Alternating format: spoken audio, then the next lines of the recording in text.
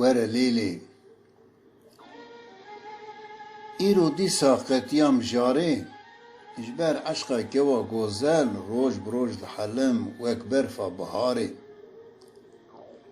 Delal qurba roja ku min û te jevdû xatir xwest dilê min şewitî kela min rav û hêsrên jor de hatin xwarê were lê were lê.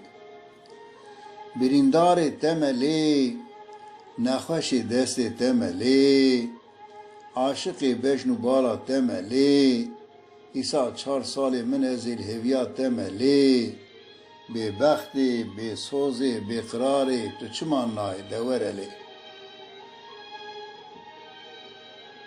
Min sakirî dîlberam îro ji min ra silavek şandî ji ber eşqa min û kewa gozel hemî derya avê xwe me çiqandin dara belgên xwe weşandî.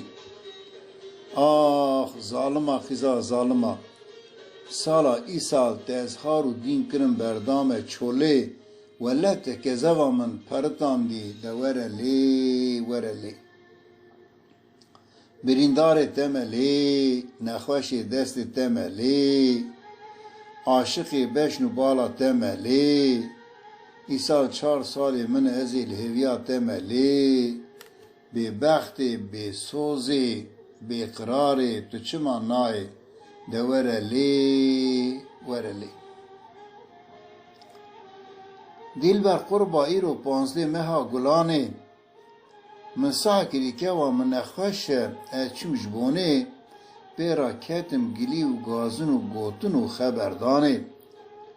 Malşewitê were ez ê duakî bikim tu jî bêje amîn belkî Xwedê mirazê mirazxwaza bixedîne mirazê min û te jî serê her du me vê payîzê li ser îmanê were lê were lê.